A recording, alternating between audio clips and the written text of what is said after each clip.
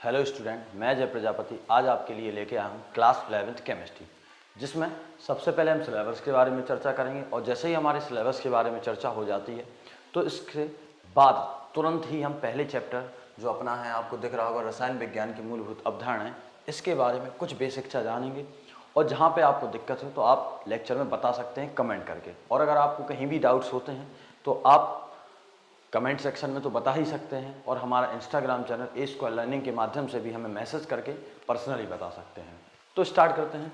तो देखिएगा, जो 2024-25 के अकॉर्डिंग सिलेबस है, क्योंकि हुआ क्या है, पिछले के जस्ट पिछले साल मतलब एक साल पहले आपके सिलेबस को चेंज कर दिया गया था और उसमें से लगभग 5 चैप्टर को हटा दिए गए थे। अगर आप फिर भी उन चैप्टर को पढ़ते हैं अपने सिलेबस में तो थोड़ी सी गलत बात हो जाती है, काहे कि फ़ायदा ही नहीं है उनका कुछ पढ़ने का।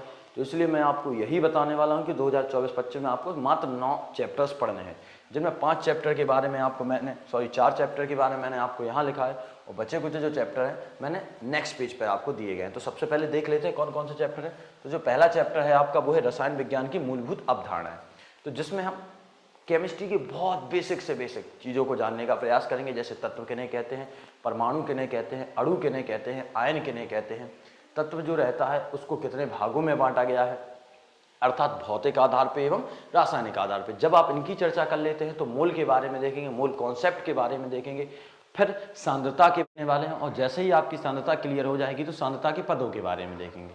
और जब ये सारी आपकी चीज़ें क्लियर हो जाती हैं तो इन्हीं में जो टर्म्स है सांद्रता के पदों में, हमें मोलरता के बारे में देखना है, मोललता के बारे में देखना है, नॉर्मलता के बारे में देखना है, और फॉर्मलता के बारे में देखना है, फिर रस समीकरण मिति गुणांक के बारे में देखना है, और सीमांत अभिकर्मक के बारे में देखना है। तो ये इतनी सारी जो चीज़ें हैं वो सिर्फ हमें मात्र पहले ही चैप्टर में पढ़नी है।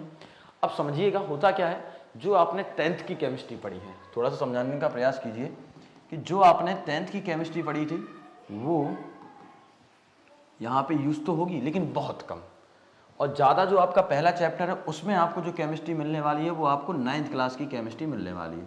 अगर आपको 9th क्लास की चीज़ें अर्थात बेसिक चीज़ें क्लियर रहेंगी तो जो 11th क्लास की आपकी केमिस्ट्री रहेगी, पहला चैप्टर, वो आपको समझने में बड़ी ही आसानी होगी। और जैसे ही आप ये समझ लेते हैं तो आपका पहला चैप्टर डिट्टो क्लियर है, बिल्कुल टोटली क्लियर है। फिर हम बात करने वाले हैं दूसरे चैप्टर की। तो ये भी चैप्टर जो आपका है वो आपकी 9th क्लास से रिलेटेड है, परमाणु की संरचना के बारे में, जहाँ पर आपने इलेक्ट्रॉन की खोज की होगी 9th क्लास में, प्रोटॉन की खोज की होगी, न्यूट्रॉन की खोज की होगी।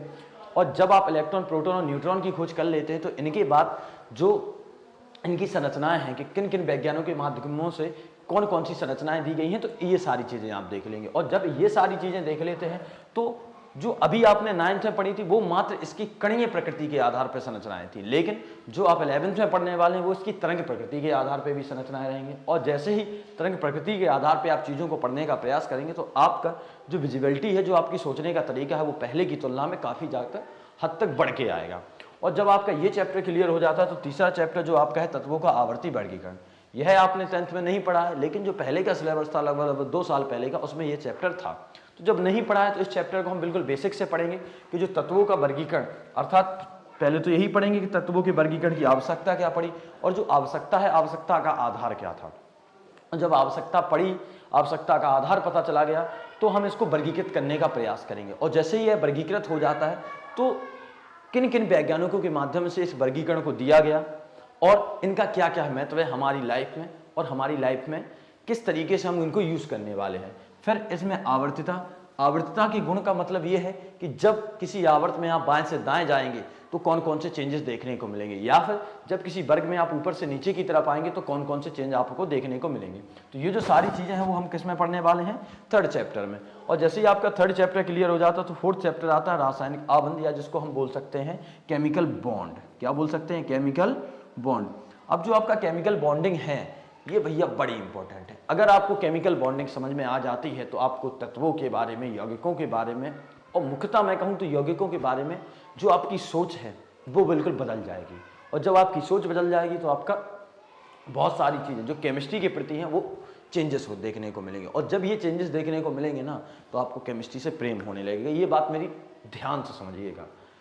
और जैसे ही आपकी ये चीज़ें क्लियर होती फिर अणुओं की संरचना के मतलब कौन सी संरचना किस पे लगने वाली है, मतलब जो ट्राइपॉड आपने देखा होगा वैसी संरचना होती है, चतुष्फलकीय संरचना होती है, अष्टफलकीय संरचना होती है। तो इन संरचनाओं के बारे में आप तभी बता पाएंगे जब आपकी केमिकल बॉन्डिंग जो है वो आपकी क्या हो पाएगी, क्लियर। और इसीलिए मैं इस चैप्टर पे बहुत ज़्यादा जोर देता हूँ और बच्चों को हमेशा कहता हूँ कि ये जो चैप्टर है बड़े ध्यान से और बहुत शालीनता से और अच्छे से आपको पढ़ना है। जब ये चीज़ें आपकी क्लियर होंगी तो चीज़ों को पढ़ने में और ही मज़ा आने वाला है। तो ये जो 4 चैप्टर थे, आई होप इनके बारे में आपको पता चल गया होगा कि कौन कौन सा जो चैप्टर है उनमें हमें किन किन चीज़ों के बारे में पढ़ना है। अब हम देखते हैं अपने सिलेबस में आगे की तरफ। तो जो आपका 5वां चैप्टर आता है वो आता है रासायनिक ऊष्मागतिकी से। तो इसमें आपको ऊष्मागतिकी अर्थात आपको आसपास के वातावरण के बारे में जानने को मिलेगा कि वातावरण में कौन सी चीज़ें लोअर टेम्परेचर से हायर टेम्परेचर की ओर जाती हैं, हायर टेम्परेचर से लोअर टेम्परेचर की ओर जाती हैं। और ये जो टर्म आपको दिख रहा है ऊष्मागतिकी अर्थात ऊष्मा की गति, तो ऊष्मा की गति कहाँ से कहाँ होती है, किस तरीके से होती है, ये सारी चीज़ें हम किस चैप्टर में देखेंगे, अपने 5वें चैप्टर में देखेंगे। और जो साम्यावस्था की परिस्थिति है ये तो आप तभी समझ पाएंगे जब हम आपको चैप्टर पढ़ाएंगे, क्योंकि ऐसे कहने से और बताने से आपको उतना ज़्यादा रिलेट नहीं कर पाएंगे जितना आप चैप्टर पढ़ने के दौरान करेंगे। और जो आपका अगला है रेडॉक्स अभिक्रियाएं, तो ये आई होप आपने कौन सी क्लास में, 10th क्लास में इसका बेसिकली परिचय जो आपने देख ही लिया था कि रेड मतलब होता है आपका, अगर इसको लिखा जाए इंग्लिश में तो हम क्या लिखेंगे, रेडॉक्स। तो रेड मतलब होता है रिडक्शन और ऑक्स मतलब होता है ऑक्सीडेशन। तो ये जो चीज़ें थी इसके आगे भी और ज़्यादा तरीके से किस तरीके से देखने को मिलेंगे। और इनमें एक जो नया टर्म निकल के आएगा वो आपका निकल के आएगा ऑक्सीडेशन नंबर अर्थात ON वाला, क्योंकि अभी तक जो आपने रेडॉक्स अभिक्रियाएं हैं या मैं कहूँ आपसे जो ऑक्सीकरण और अपचयन रिएक्शन है इनको मात्र इलेक्ट्रॉनों के आधार पे, ऑक्सीजन के जुड़ने के आधार पे, ऑक्सीजन के घटने के आधार पे, हाइड्रोजन के जुड़ने के आधार पे, हाइड्रोजन के घटने के आधार पे देखा था। लेकिन अब आपको एक नया कॉन्सेप्ट मिलेगा जो आपका क्या रहने वाला है, ऑक्सीडेशन नंबर। तो आपको चीजें और अच्छे से क्लियर हो जाएंगी जब आप अपना नया चैप्टर देखेंगे कार्बनिक रसायन। तो यही है आपका 11th का वह चैप्टर जो आपको 12th में बहुत ज़्यादा योगदान देने वाला है। और इस चैप्टर को आपको इतने अच्छे से पढ़ना है, इतने अच्छे से पढ़ना है कि चीज़ें आपकी एक बार में क्रिस्टल क्लियर हो जाए।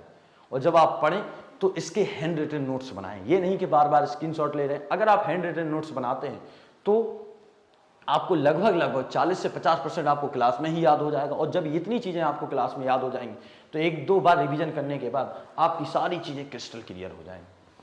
जो कार्बनिक रसायन है इसमें देखिए मैंने क्या लिखा है, सम बेसिक कॉन्सेप्ट। तो पहले तो आप कॉन्सेप्ट पढ़ेंगे कि भाई कार्बन की प्रकृति देखेंगे बिल्कुल डिटेल में कि कार्बन के पास कितने बॉन्ड बनते हैं, कितने बॉन्ड नहीं बनाता है, सिंगल बॉन्ड बनाता है तो कब बनाता है, डबल बॉन्ड बनाता है तो कब बनाता है। फिर जो संकरण मैंने बोला था केमिकल बॉन्डिंग, तो उस वाले चैप्टर में जब आप संकरण पढ़ेंगे तो वो संकरण इस चैप्टर से रिलेट करेगा।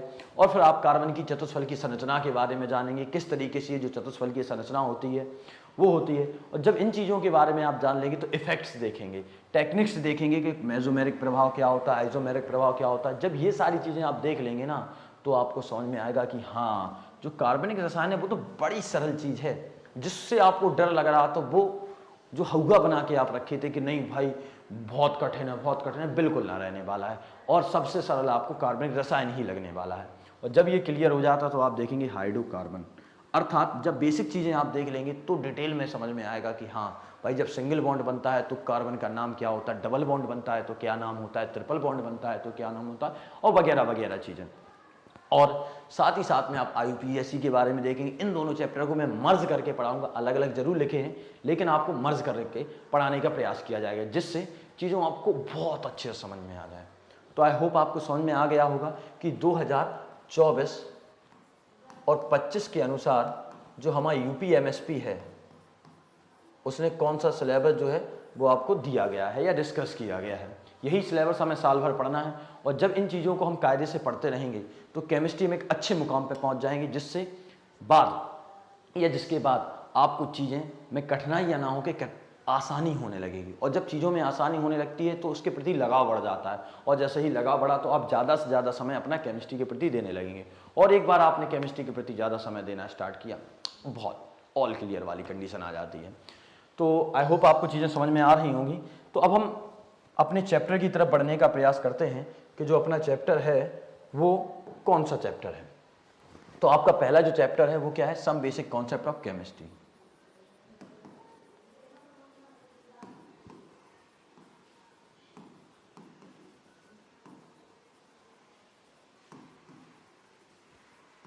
तो जो सम बेसिक कॉन्सेप्ट ऑफ आपको केमिस्ट्री पढ़ना है तो इसको पढ़ने से पहले मैं अगर आपसे कहूं कि यहाँ पे देखिए पहले तो यही लिखा है सम बेसिक कॉन्सेप्ट, मतलब बिल्कुल बेसिक कॉन्सेप्ट पढ़ने हैं। तो पहले अपन लोग बेसिक कॉन्सेप्ट पढ़ ले रहे हैं, फिर भैया हम केमिस्ट्री की तरफ पढ़ेंगे, 11th की केमिस्ट्री की तरफ। तो मैंने कहा है आपसे कि आपको डायरेक्ट 11th की केमिस्ट्री में नहीं कूदना है। आप सोचें कि सर आप तो डरा रहे हैं, भाई डराने वाली बात नहीं है। पहले मैं आपको 9th क्लास की केमिस्ट्री बताऊंगा, और जब 9th क्लास की केमिस्ट्री आपको बहुत अच्छे से पल्ले से समझ में आने लगेगी तो भाई फिर हम तुरंत बढ़ेंगे काहे की तरफ, 11th वाली केमिस्ट्री की तरफ। और जब 11th की चीज़ें क्लियर होंगी तो आपको मज़ा ही आएगा।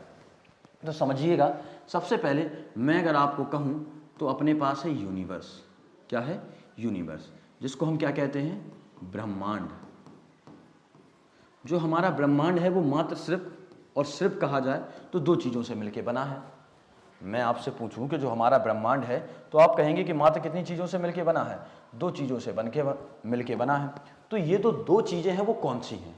तो जिनमें पहली चीज़ आपकी क्या आती है? पदार्थ। और दूसरी चीज़ जो आपकी आती है वो क्या आती है? ऊर्जा। क्या आती है? ऊर्जा। अब जब ये ऊर्जा की बात रहने वाली है कि जो ऊर्जा आएगी तो किस तरीके से ऊर्जा आएगी समझिएगा, जिसको हम क्या कहेंगे? मैटर, पदार्थ को, और ऊर्जा को हम क्या कहेंगे? एनर्जी। और यहां हम जानने का प्रयास करेंगे कि पदार्थ किसे कहते हैं, ऊर्जा किसे कहते हैं। और आप कहोगे कि मात्र ब्रह्मांड सिर्फ दो ही चीजों से मिलकर बना है। तो मैं आपसे कहता हूं कि भाई आप बता लीजिएगा, कोई भी पदार्थ या कोई भी चीज मुझे दीजिएगा तो मैं उस चीज को इन दोनों से रिलेट करके बताऊंगा कि हाँ, इसी से आपका पूरा ब्रह्मांड बना है। और कमेंट सेक्शन में आप बताइएगा भी, जिसका मैं रिप्लाई आपको जरूर दूंगा। तो जब ये दो चीजें हैं, पदार्थ और ऊर्जा, तो सबसे पहले हमें यही पता होना चाहिए कि जो हमारा पदार्थ है वो है क्या आखिरकार, और दूसरी चीज जो ऊर्जा है वो क्या है। तो थोड़ा थोड़ा इनको समझने का प्रयास करते हैं। तो जो पदार्थ है, ध्यान समझिएगा, जिसको हम पदार्थ कह रहे हैं, ये जो अपना टर्म रहने वाला है, किस आधार पर इसकी अपन लोग जानकारी लेते हैं। तो जो आपका पदार्थ रहने वाला है, क्या रहने वाला है? पदार्थ। तो बिल्कुल सिंपल वर्ड्स में अगर मैं कहूं तो क्या कहूंगा? जो स्थान घेरता है।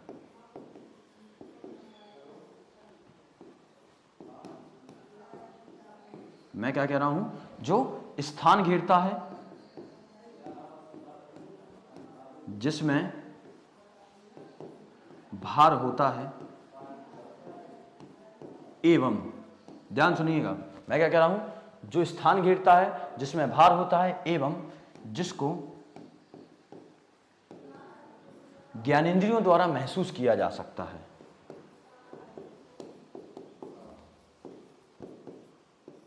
ज्ञानेंद्रियों द्वारा महसूस किया जा सकता है, उसको हम क्या कहने वाले हैं? पदार्थ। ध्यान समझिएगा, जो क्या कहता है? स्थान घेरता है।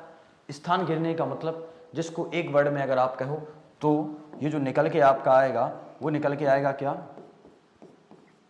आयतन। समझिएगा, जिसको हम क्या कहते हैं? वॉल्यूम। तो जो आपका स्थान घेरना है वो आपका क्या निकल के आएगा? आयतन। जिसमें भार होता है, जिसको हम द्रव्यमान कह सकते हैं। तो जो स्थान घेरता है, जिसमें भार होता है एवं जिसको ज्ञानेंद्रियों द्वारा महसूस कर सकते हैं, वो आपका क्या कहलाता है? पदार्थ। और जो एनर्जी वाला आपका टर्म रहेगा, ये आपको पढ़ना है फिजिक्स में। थोड़ा मैं बताने का प्रयास करता हूं, समझिएगा। कोई भी जो वस्तु रहेगी, कोई भी वस्तु, उसकी क्या करने की क्षमता, जो कार्य करने की क्षमता होती है,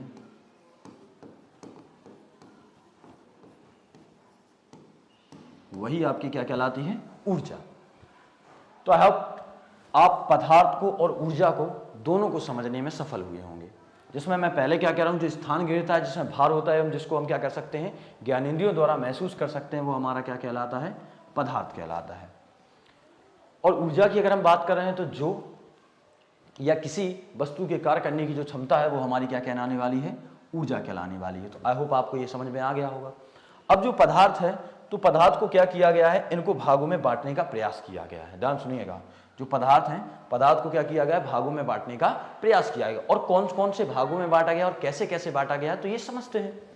तो जो आपका पहले पदार्थ है, इसको मुख्यतः दो भागों में बांटने का प्रयास किया गया है। कितने भागों में बांटने का प्रयास किया गया है? 2 भागों में। अब मैं आपसे कहूं कौन से 2 भाग हैं, तो जो आपका पदार्थ रहने वाला है, ध्यान सुनिए, एक इसको बांटा गया है भौतिक आधार पे, जिसको हम बोल सकते हैं फिजिकल बेसिस पे, और जो दूसरा आपका रहने वाला है वो आपका है रासायनिक आधार पर। रासायनिक बोले तो केमिकल बेसिस पे। अब भौतिक आधार पे और रासायनिक आधार पे किस तरीके से बांटा गया है, इनको समझते हैं। तो जब आप चीज़ों को देखते हैं तो आपका देखने का नज़रिया 2 तरीके से हो सकता है कि उसको आप भौतिक आधार पे कैसा देख रहे हैं, मतलब उसकी बनावट कैसी है, और दूसरा कि उसके जब कणों के बारे में देखेंगे कि ये जो कण हैं वो किस तरीके से मिले हुए हैं, किस तरीके से नहीं मिले हुए हैं, क्या एक ही प्रकार के कण हैं, क्या अनेक प्रकार के कण हैं। तो हम इनको 2 भागों में बांट लेते हैं, एक भौतिक और दूसरा रासायनिक।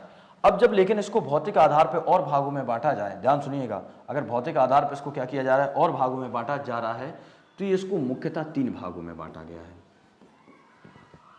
मैं क्या कह रहा हूं, जो इसका भौतिक आधार है, भौतिक आधार पे तो इसको मुख्यतः कितने भागों में बांटा गया है? 3 भागों में। कौन कौन से हैं? तो वो आपको 9th में आपने पढ़े होंगे बहुत ही अच्छे से। कौन कौन सा? ठोस, दूसरा आपका है द्रव, और तीसरा आपका जो है वो क्या है? गैस। मैं क्या कह रहा हूं, पहला आपका क्या है? ठोस, दूसरा आपका क्या है? द्रव, और तीसरा आपका क्या है? गैस, जिसको हम क्या बोल सकते हैं? सॉलिड। सेकंड को हम बोल सकते हैं लिक्विड,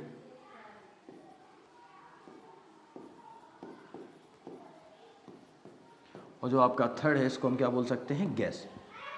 तो भौतिक आधार पर मुख्यतः इनको 3 भागों में बांटा गया है, ठोस, द्रव और गैस। फिर बात आती है रासायनिक आधार पे, समझिएगा।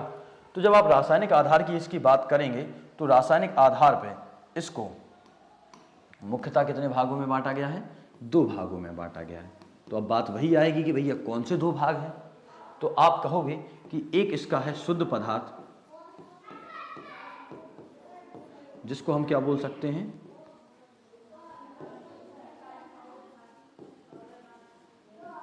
प्योर सब्सटेंस, और जो दूसरा आपका है वो आपका कह रहा रहने वाला है, वो आपका रहने वाला है मिश्रण, जिसको हम क्या कह सकते हैं? मिक्सचर। तो आई होप आपको वर्गीकरण समझ में आ रहा होगा कि जो पहला है वो आपका क्या है? पदार्थ, और पदार्थ को 2 भागों में हमने बांट दिया, एक भौतिक आधार पर और दूसरा रासायनिक आधार पर। जब इसको भौतिक आधार पर बांटा तो मुख्यतः कहा गया तो सिर्फ 3 भाग रहे हैं इसके, ठोस, द्रव और गैस। और जब रासायनिक आधार पर इसको बांटने का प्रयास किया गया तो 2 भागों में बांटा है, पहला आपका है शुद्ध पदार्थ और दूसरा आपका क्या है? मिश्रण। जब ये सारी चीज़ें आपकी क्लियर हो जाती हैं तो इनकी बात करना पड़ता है कि भाई ठोस किन्हें कहते हैं, द्रव किन्हें कहते हैं, गैस किन्हें कहते हैं।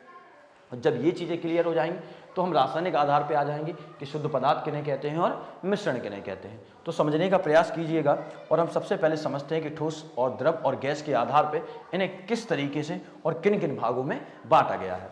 तो 3 कॉलम्स में इनको मैं डिवाइड कर लेता हूँ, और जैसे ही मैं इनको 3 कॉलम्स में डिवाइड करूँगा तो आपको चीज़ें समझ में आ जाएंगी कि हाँ, ये जो आपका आधार है वो क्या रहने वाला है? मुख्य आपका रहने वाला है। तो समझिएगा,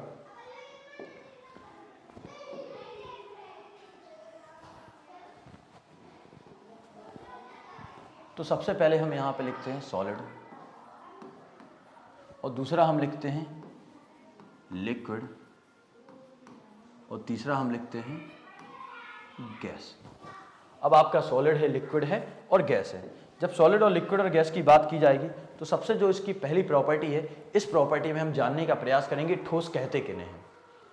समझिएगा, पहली जो प्रॉपर्टी है उसमें हम सबसे पहले इनकी परिभाषाएं देखेंगे, या फिर ये कह सकते हैं कि ठोस कहते किन्हें हैं और द्रव किन्हें कहते हैं और गैस किन्हें कहते हैं। तो ध्यान समझिए, ये आकार और आयतन के आधार पर हम देखने वाले हैं।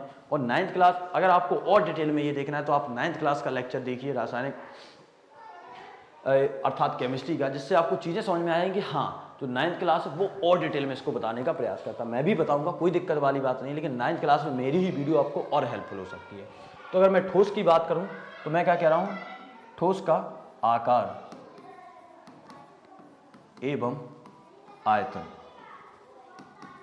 ध्यान सुनिएगा, आकार एवं आयतन जो रहने वाला है वो कैसा रहने वाला है? निश्चित। आकार एवं आयतन कैसा रहता है? निश्चित। अब मैं जब लिक्विड की बात करूंगा तो आपको भी पता है कि इसका आयतन तो कैसा रहता है? आयतन तो इसका कैसा रहता है? निश्चित। परंतु जब मैं इसके आकार की बात करता हूं तो ये क्या हो जाता है? अनिश्चित।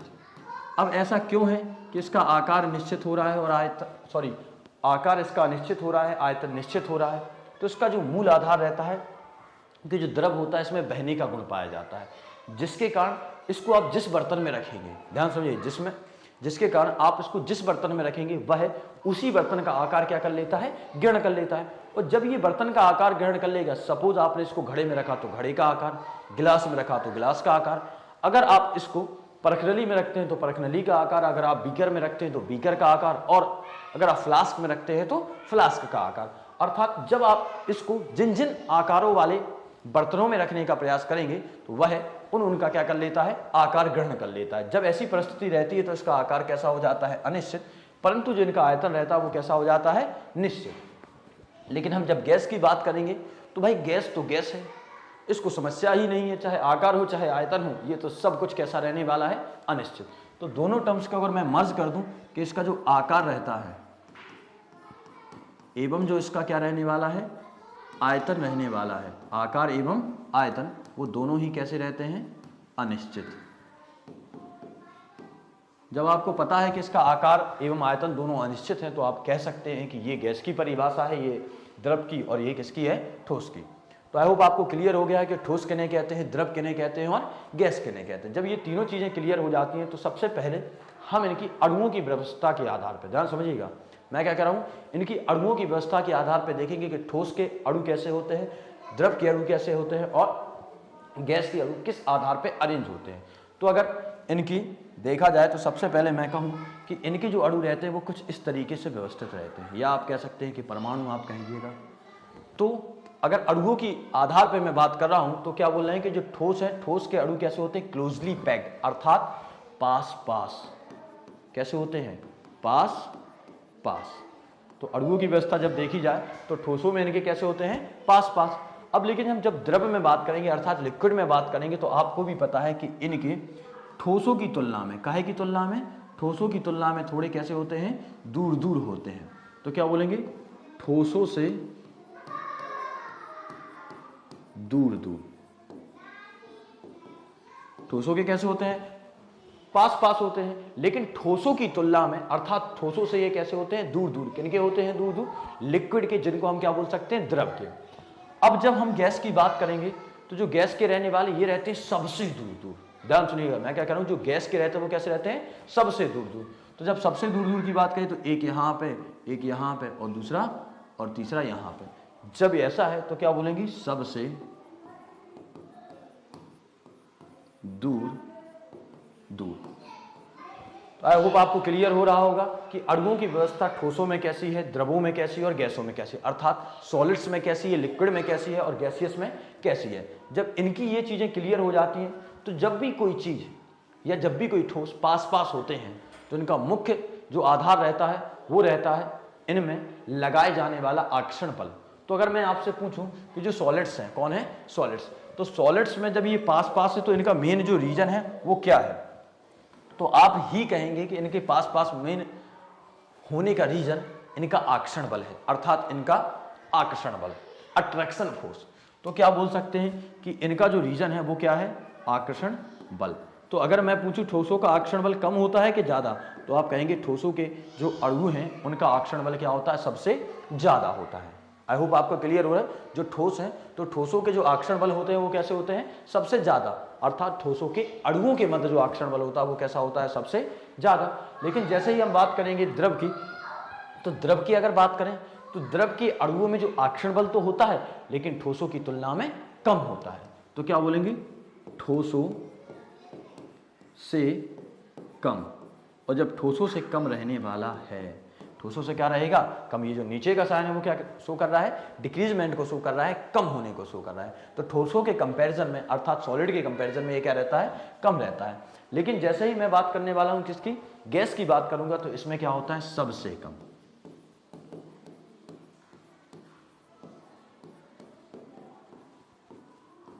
जब सबसे कम रहेगा तो इसका तात्पर्य ये है, इसीलिए तो आप कह रहे थे इनका आकार एवं आयतन कैसा है, अनिश्चित है भैया।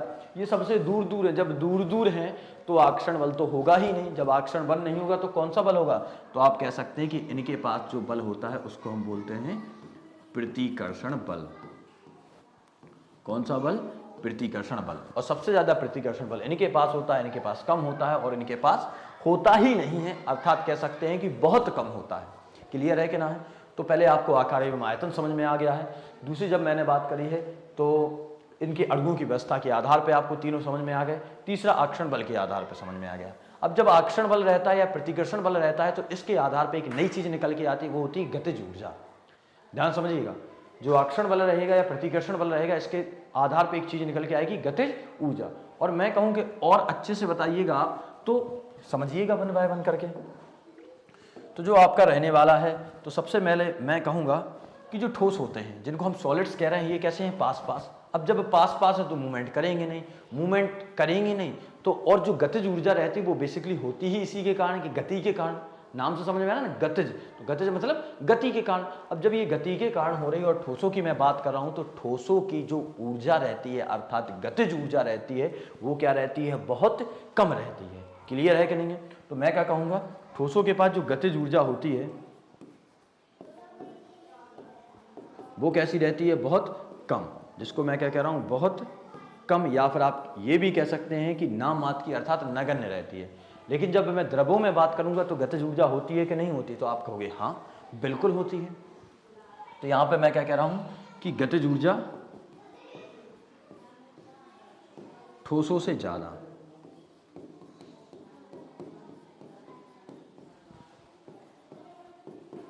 और जब गतिज ऊर्जा ठोसों से ज्यादा हो जाती है किन में? द्रवों में। तो गैस में क्या होगी? तो यह ऐसी चीज है जो गैसों में क्या होती है? सबसे ज्यादा। तो हम क्या कह सकते हैं कि यह क्या होती है? सबसे ज्यादा। और किन में सबसे ज्यादा होती है? तो गैसों में ये क्या होती है? सबसे ज्यादा। तो आई होप आपको समझ में आ गया होगा कि ठोसों में गतिज ऊर्जा कैसी होती है, द्रवों में गतिज ऊर्जा कैसी होती है, और गैसों में गतिज ऊर्जा कैसे होती है। जब ये गतिज ऊर्जा वाला आपका टर्म क्लियर हो जाता है तो इसके बाद एक नया गुण हम लेके आते हैं जिसको हम बोलते हैं संपीड़िता अर्थात कंप्रेसिबिलिटी। ध्यान सुनिएगा, संपीड़िता अर्थात कंप्रेसिबिलिटी। तो ये जो आपका और गुण आता है जिसको हम क्या कह रहे हैं? संपीड़िता। तो जो संपीड़िता है, तो ये जो आपका रहने वाला है,